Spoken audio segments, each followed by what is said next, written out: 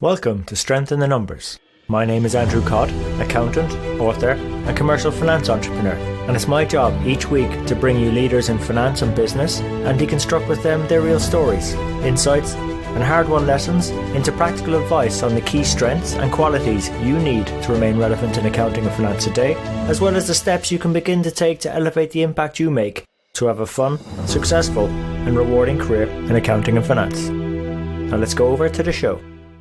Constant change going forward, and we have to just, I think, learn to accept it and live with it. And we're currently trying to do that by looking at the psychological capital of the finance team within the British Council, and positive psychological capital. So quite often people think about psychology as being something that's used to treat mental illness. Well, conversely, you can use it to treat for mental wellness, so to help foster that. And that's what we're trying to do. Hi everyone, and welcome to Strength in the Numbers. Now you've just heard from Eleanor Hampson, who's our guest mentor on today's episode. And I had the pleasure over the last few months of getting to better know Eleanor. We even did an interview live on stage at a recent AICPA SEMA event, and she got a really warm reception from the audience, particularly with some of the insights and things that she's leading at the British Council. And in fact, in terms of on our conversation, Eleanor actually deconstructs the fairly unique business model at the British Council, so that's definitely worth getting familiar with, and maybe we call those the type of a hybrid organisation, and it'll be interesting to see if we see more of those popping up in finance and accounting. And as you're listening to Eleanor's career story, you can't help but be amazed at just the amount of transformational experience. We have a true expert in this area, not just from a theoretical perspective, but someone who's been a practitioner and putting a lot of the ideas into practice. And one of the really exciting things that Eleanor and her team have achieved is the benefits of what she calls a hero program. And we could definitely do it more, heroes in finance. And going into that on the show, we sort of talk about things around Strengths Finder, the powerfulness of check-ins, which I do myself with my teams. And I encourage other teams to at least listen to that. If you want effective meetings for your teams and a good atmosphere in your teams, check-ins is definitely key. And also, Eleanor helps some of our audience distinguish between why it's not necessarily a good idea to be irreplaceable, because then you become not promotable, and ties that into the idea of systems thinking. So there's so much in today's episode, and as you can probably tell, really enjoy talking with Eleanor. And again, if you enjoyed this episode, please remember to share it with your colleagues and friends. They can subscribe at all the major platforms: iTunes, Stitcher, SoundCloud, YouTube and Spotify. And we really appreciate you investing your time and support for the show. So that's enough from me. And without further ado, over to Eleanor and the show.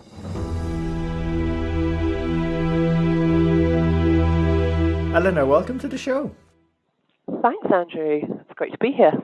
It's great to have you on the show, and it's actually quite interesting because we've already done a live version of this at an AICPA SEMA event. So let's see how we get on the recorded version of this. But some of our audience may not have been at that event or know much about your history. So would you mind maybe sharing a brief synopsis of your journey in accounting and finance for them, please? Well, first, like I say, it's great to chat to you again. I'm going to, with my journey in accounting and finance, I'm going to go back to the dim mists of time, they seem. We're talking about the 90s. Oh. Studying engineering at uni, like many people, I was broke as a student and decided that I would go for the job that gave the biggest sign-on bonus and starting salary. So obviously a bit of a financial mindset there. And that led me to two tracks, either investment banking or management consulting.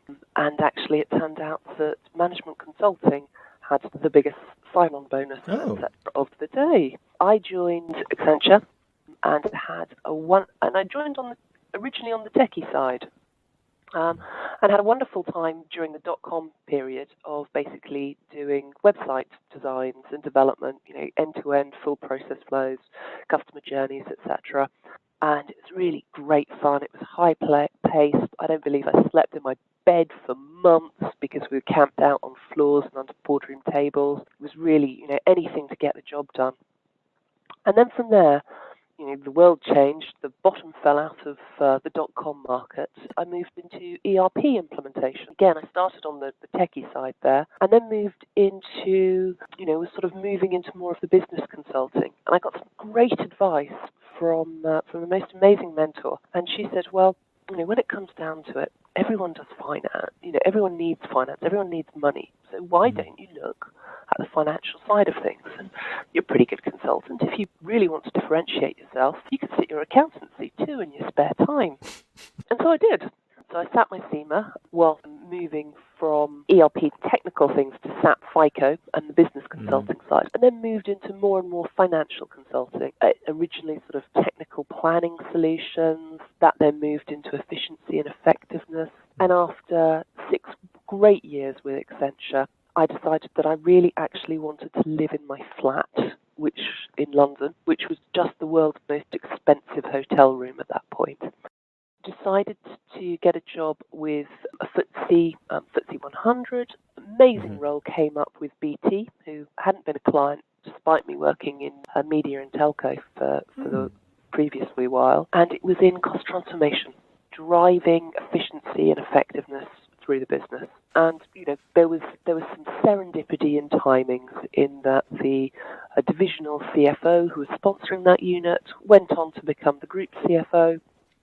And I got pulled along in the slipstream, which gave me access to some really great roles. There's a lot to be said for sponsorship. Yes. I got to run billing operations, moved on to head up regulatory reporting, so all the deeply technical reporting, working with Ofcom on that. And then from there I ran the finance transformation program. At that stage, an Oracle implementation. I did that up until BT merged with EE, and then, the tens of millions of benefits that we were looking for from the finance transformation paled into insignificance from the merger benefits. So there was some diversion onto there. And just over a year ago, I thought, time to do something a bit different. I stepped away from the corporate world, and I have joined the British Council, where I am Director of Financial Transparency, which I think is just one of the best job titles ever, because no one knows what that means. Basically, I'm looking after sorting out the finances to ensure that they are sufficiently transparent, that they're working as they should, that we're efficient and effective. I run a transformation program on that, really help some of the overall operations as well, such as our shared service centre operations. Oh, so, wow. Yeah, I've sort of really come through the change and transformation angle, but had enough time in operations with big teams to sort of move forward and just give a blended finance, IT, and operational background. Kind of lets me fix problems. That's what I really like doing. At the council, we've got a few. It's a great organisation. Does cultural engagement for the UK. So, whilst a bit of us is funded by government, and we get about 100 million from the Foreign Office, and like the BBC, we have a public charter. We're actually also quite a great commercial organisation. The total income is 1.3 billion, and the majority of that is through exams in English around the globe. So that's us providing coverage and invigilating exams, teaching English, the IELTS scheme primarily. We operate in 110 different countries. It's changed from being what was, the soft power from the Foreign Office into really a more hybrid commercial organisation. Really fascinating journey there. Wow, Eleanor, there's so much to fascinate our audience in there, and I'm thinking, where do I start with all of that? It's like maybe we start at the end a bit there actually, and work backwards a little bit, because there are some other things I'd love to go into, particularly what we spoke about at the SPA SEMA conference. But maybe let's start with that hybrid. That is a serious commercial success, for something that probably grew out of a governmental organisation or department. Is it a case of, if you get the best of both worlds because if it's a hybrid? Does one culture predominate, more public sector versus commercial sector? I mean, you've seen both sides sort of now. So I mean, like, how does the hybrid? How do you feel that the hybrid sort of setup works? I think that we are looking to get more commercial. There needs to be a little bit more focus on the numbers around the commercial side, the cultural engagement and the link to the mission and expanding, sort of Britain's cultural values around the world. That we're fantastically successful at and organisationally really strong around. Actually sitting down and looking at some of the hard and fast principles, matters around cost transformation, cost consciousness, etc. Things that are hardwired into commercial organisations. Yes. There we need to improve. Yeah, no, and I think that then ties in, I guess, with your role, and thanks for explaining it, because, and actually, it's actually quite a refreshing thing to have transparency in our title. I guess that's the sort of the focus is with your role is to bring focus to these things, the more commercial elements, which will put the British Council on a more stronger footing going forward. So, I mean, that was quite nice. Is that probably one of the attractions that brought you there? That is one of the attractions. The other attraction is also, the timing of the role. So we've just got a new CFO. We're setting up a new team, and basically, the sort of interview stage, he was just like, "Yep, you know what you're doing around this. What do you think we should do? Go on, free reign," which is, job interview heaven. And I suppose it's one of the things, British Council, we're tied to government pay bands and pay rate, which means we don't pay as well as the commercial sector. So what we try and do is make it up in life. So in terms of flexibility, great leave allowance, and trying to make a really lovely working environment for people. Yeah. Which I think, there are certainly elements of. I mean, don't get me wrong, we've got some serious problems in finance that we need to address. The planning tool clunks so much whenever we do planning that we have people doing shift work to try and load it into the system. I'd absolutely love to replace the lot, but there are, the whole ERP. But obviously there are capital constraints. I mean, that comes in the tens of millions, and to develop a case for that will take a few years, unfortunately. So some of it can be, what do we do in the meantime, and how can we keep people, happy and engaged in a pretty tough environment. If you get the 3 to 4 a.m. slots for loading your your Q2 forecast into SAP, it's not a happy place to be. So how do we at least make it acceptable and tolerable for people, and understand and be understanding of the demands we're making on them? Like, thanks for painting that picture, Eleanor, because, it sounds like you're certainly right there. There's a lot there that can be done from a transformation perspective, so there's great opportunity to really make a difference there. I mean, you've done transformation now in a number of different organizations.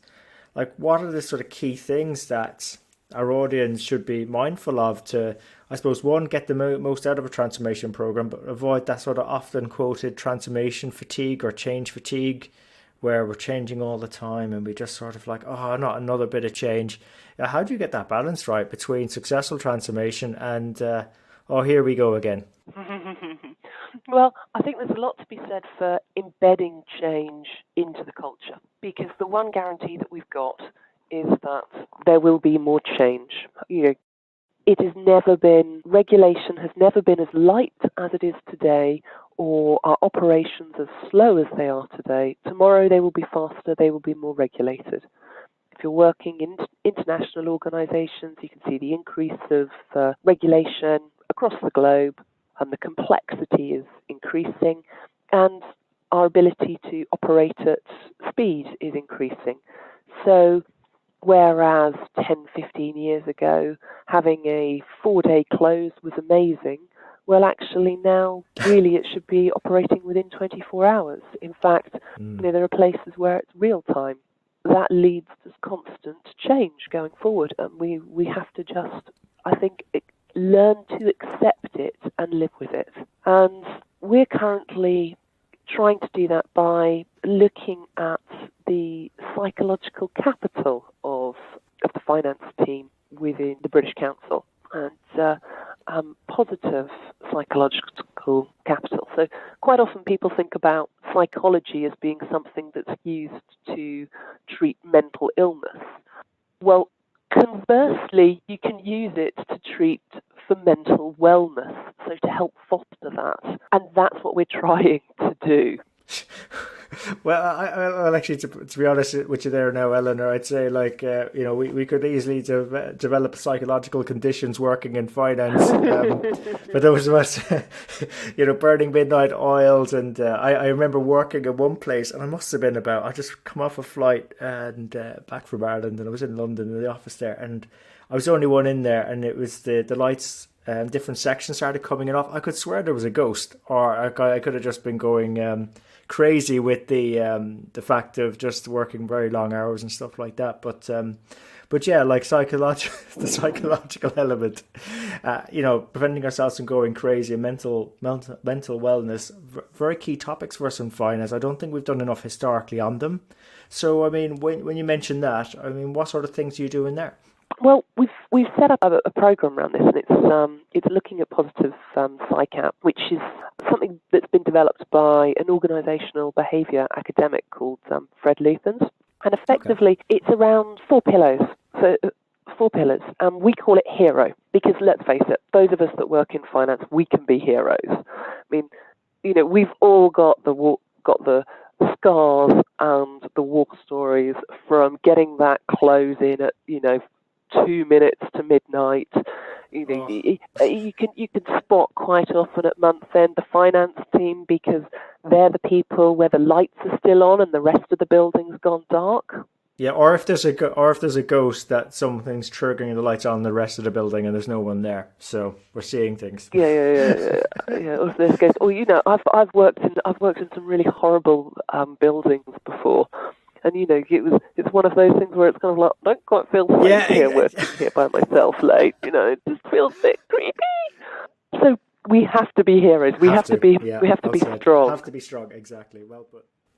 So, I think this was very popular actually because you actually went through this hero model, and I'd love you to share it with our audience because I just love the way you were interpreting it, using it within the team, and the benefits as well. So, would you mind just taking us through what hero means to you? Sure. Well, hero, hope. That's giving us sort of positive motivation, efficacy, self-efficacy, and that's an individual's confidence to achieve their goals, ideally a specific goal in a specific situation, but it's all about how effective you can be, really. And resilience, let's face it, we need a lot of this, how we cope with our adversity and stress. 100%. And the other thing as well for optimism. Because you can say the journey is going to be the same, but if you're optimistic, you'll have more fun during the journey. Definitely. And how has that been manifesting in your team? Well, we've been doing quite a bit of training around this. Sort of upskilling people in their own awareness, strengths finder, and elements like that. Mm-hmm. We've set up mentoring groups. So there is both peer mentoring and senior mentoring. All of the finance leadership team have been trained as mentors. Brilliant. Because we think it's just something that's so important as part of the role modelling and really to show our team that we want to invest in them. Yes. On the resilient front, I mean, it's how we recuperate from stress or, things being difficult, and by giving people, some tools and techniques, and also awareness that they can talk about it and they can bring their whole selves to work. I think it's really important. So one of the things that we've done around there is quite a few managers are now introducing check-ins to the start of every sort of team meeting. Just to say, hi, I'm here. Do you know what? I've had a terrible journey in on the train today. I think my youngest son has forgotten his PE kit, and so mentally I'm trying to figure out how to deal with that. I'm not all present here right now, but I'll try and ground myself and be so. Yeah, and I think part of it is letting us be ourselves more human. It's so true. It's actually, and I'm glad you mentioned check-ins because I know it's something I can't remember covering in any accountant syllabus or university education, but I came across it at a telco, funny enough. early in my career, and found it a very powerful technique that we use as teams nowadays. But in terms of your check-in, is it just that sort of checking in terms of how people are feeling and perhaps how, what they want to get out of their time in a meeting or on a call? Is that how you use it? Yep, that's how I use it, really to create connectedness between us. Great idea. And then it just, and actually, it also works very nicely as a bit of, it can work quite nicely as an immediate troubleshooting device.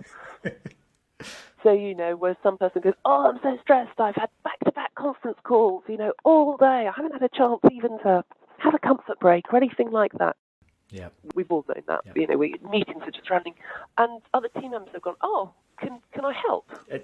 Yes, amazing. Yeah. Can we just trade some of these? I'll cover this one for you because I've got a gap and it sounds like you're having a mare. Can I support? And that sort of team building and that team spirit really, really is helpful. I agree. I definitely encourage our audience to implement the power of check-ins. It makes it a bit more of a human environment, and I think it definitely brings a team together more. And actually, I've got some independent perspectives on this as well. There's people in other departments, because when you're partnering with other parts of the organization, they actually say they really enjoy our meetings because they enjoy the check-in piece. So it could be a good differentiation tool for finance as well to use with other departments. So it's a great suggestion.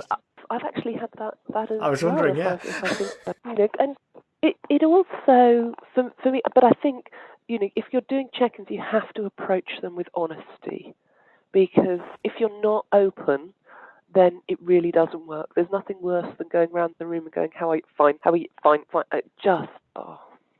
I think that's what they say over in England. I think they say fine. In Ireland, we say grand a lot. Actually, we're grand. So it needs to be open, needs to be honest, and people need to want to share. And that does actually happen over time. I just encourage people, give it a go. And those finds as people start opening up, more people will share and get more connected. Yeah, and then they can they start supporting each other independently. I mean, that's when that's when I'm there to think, oh yes. Yeah, no, my work on that is done. Yeah, it's that's like nirvana for a leader. It's like the team just support each other, support themselves. That's what you want. That's what a good team. So Ellen, look, fantastic conversation. I hadn't expected to go down that route, but I think very useful for our audience. Very useful for our audience. I think that is it's a small thing for us, but it's been a big thing. I think it'll be a big thing for other people. And I suppose for yourself, Eleanor, great advice there. What's been the best bit of advice you've ever received? If you're irreplaceable, you're unpromotable. Which I know is sort of a slightly unusual one, but I think being a person that really likes to deliver, to be a people pleaser, etc., you can get yourselves, and I've really noticed this about lots of finance people, they're really good at delivering loads and loads of stuff and thinking about ways of how to get the numbers out on time, do the month-end pack, etc., etc. Actually, to such an extent that we can't function without them. Mm-hmm. That particular individual. And if we can't function without you, we're not going to be probably considering you for the next step up. That's a very good point. That is that where you come across that? How did you come across that? Was that something you found independently, or was it from all that work you did with the various systems, processes, technologies, that essentially you can't have a person that's irreplaceable in that way, that it's about more systems thinking so that you can move on to the next level?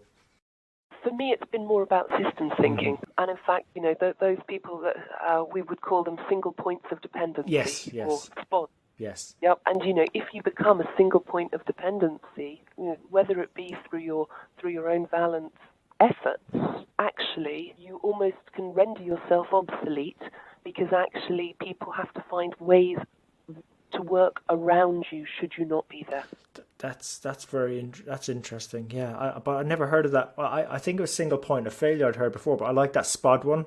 Don't be a SPOD. Or SPOF. It's much better not to be one of those.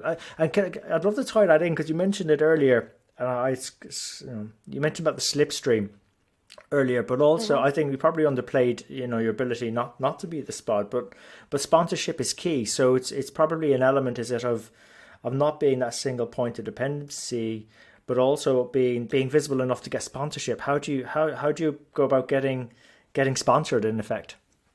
Oh, that's a really tricky one. I think a bit of it's us being yourself. I suppose some of it, when it comes to, is being brave. If you think something's not right, standing up and providing rationale as to why you think it's wrong. You can articulate that in a calm, considered fashion. By and large, you'll be listened to. And once people start listening to you, and if you act and you say you'll do what you do, are on a timely basis, and your materials are thorough and well prepped, then you sort of seem to get sponsored. I like the way you put that, Eleanor. That's I think that's very useful for our audience. That's I couldn't agree with you more. I think sponsorship is key. As much as we're responsible for delivering those elements you just outlined, it does feel that if to become promotable or whatever, it's there's a lot in the hands of other people as well to talk about you in conversations about your good traits that are desirable for the people that they want to promote in those organisations. And sometimes saying, I want this, I'm interested in it. Yes, and having, what do I need to do to be ready? Great question. What are the skills that I'm missing? Where are the gaps for me for that next role? And then how to go about getting them. And that makes so much difference. Yeah, there's a few things you pick up working with salespeople, and it's actually those questions you were asking there is sort of, I know it's a bit, it's influencing to some degree, but it's saying that, if imagine me doing that position, what things do I need to be doing to get there? Makes it much easier path, doesn't it? Than second guessing what you have to do, but also the person you're talking to, you've just put into their image, their mind's eye, you perhaps doing that role. And if you do those things, you're much closer to getting there. So that's very useful advice. So thanks, Eleanor, for sharing that. And I suppose, are there any resources or books that you would turn to recommend to our audience? I think that being true to yourself is really, really, really important. One of the things that I've found most useful is good old Strengths Finder. Strengths Finder 2.0, Strengths-Based Leadership, both of them by Tom Rath, and they link to Gallup Strengths. If you buy a brand new copy, you can actually take the Gallup Strengths test on the internet. If you buy a second-hand one, the chances are that someone's already used the code, and you'll have to pay extra for that. So be a bit careful if you're in second-hand bookshops. But it's a really good thing about sort of some of the verification of what am I good at, and looking at that and going, right, how do I leverage these strengths, and don't do what so many people do, which is go straight to, what am I really, really bad at? I've got to work on that strength. Well, actually, I'd sort of say not necessarily. If you have to work on it for the job that you're doing, you might not be in the right job. What you do need to do is find members in your team that have that as their strength, so you can complement each other. I always like to work with someone who helps me think fully human, by which I mean I can get quite caught up in, right, this is the process, this is the efficiency, this is the effectiveness, therefore that's entirely what we want to do. And I find it great to work with, have a really good, sort of sometimes HR offsider who can just go, what about the people impact? Does that work as a timing bit? Yeah, completely get that we need to be more effective in this area, but actually have you considered the human element, the signal it sends to talent, etc., etc., etc.? And I historically needed some of that thinking because I don't generate it myself. You know what? And I always wondered about that, Eleanor. Like that.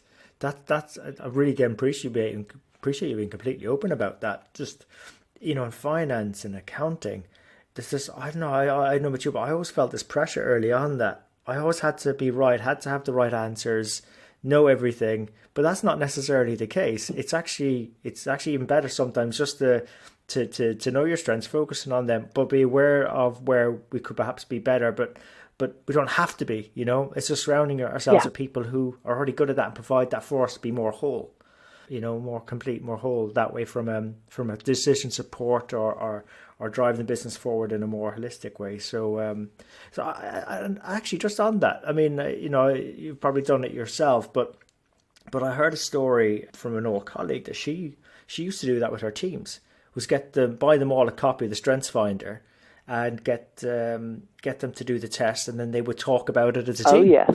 Have you done anything like that so people know each other's strengths and where they can come in and support? Have you done anything like that or seen where that's worked? I have totally done that, and part of that is I'm going to be very honest here, is a bit selfish, so that my team can understand the language that I'm speaking. Yes, good point. And so they can understand where I'm coming from. So I suppose there's a little bit there about making myself a bit vulnerable to the team by going, right, this is the list of my strengths. I actually have got the full list from top to bottom, and not just the top 5. And having a conversation around that, I've always found that very useful. Excellent. Well, thanks for sharing that. Again, another very much useful piece of advice for our audience. Again, Eleanor, thank you so much. And if our audience wish to maybe continue the conversation, where's the best place to connect with you at? LinkedIn. I apologise if I'm slow in my response. There's normally a lot of juggling, but people can definitely reach me on LinkedIn. Awesome. Thanks, Eleanor. I'll put a LinkedIn in the show notes so that they can do it quickly.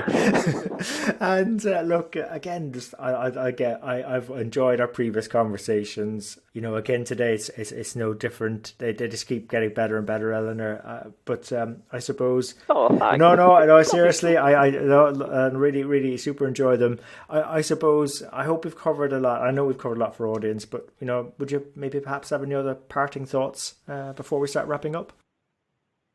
I think that, within finance, we can put so much, as you say, we put so much pressure on ourselves to be right.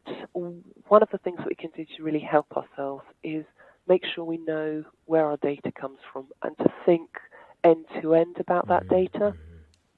So not just about how it sits as accounting data, but how it affects the whole organisation. So from customer point of origin all the way through to right at the tail end with financial reporting. The more we can skill ourselves across that data journey, the more useful we can be.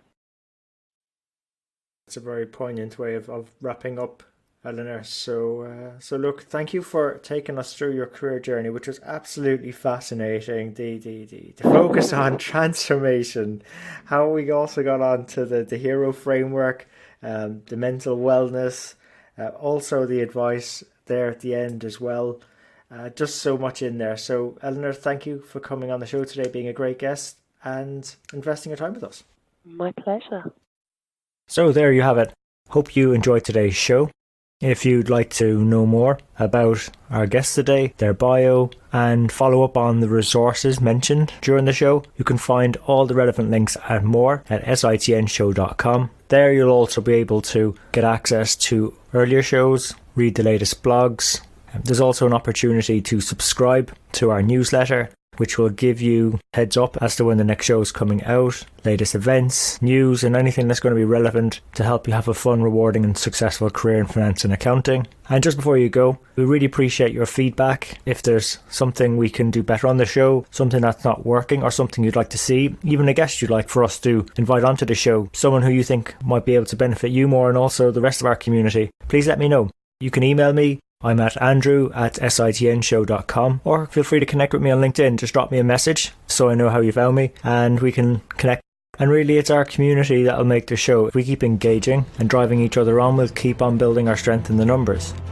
When all is said and done, if we can do the numbers better and finance better, we'll create more opportunities for ourselves, our friends, our families, our communities and our businesses. So until next time, have a good rest of the week, take care, and let's keep building our strength in the numbers.